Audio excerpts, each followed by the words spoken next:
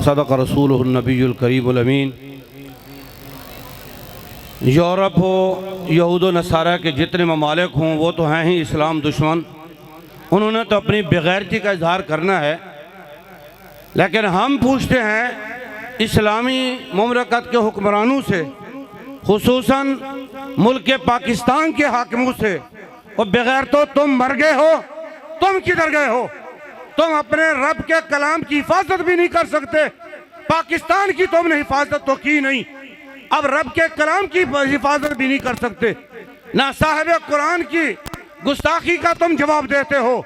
सुनो, मेरे आका ने फरमाया जिसके अंदर गैरत नहीं है वो ईमान वाला नहीं है। जिसको अपनी माँ की गैरत नहीं, जिसको अपनी माँ बहन की गैरत नहीं, वो ईमान वाला नहीं। जिसको अल्लाह के नबी की गैरत नहीं, वो कैसे ईमान वाला है? जिसको अल्लाह के कुरान की गैरत नहीं, वो कैसे ईमान वाला है?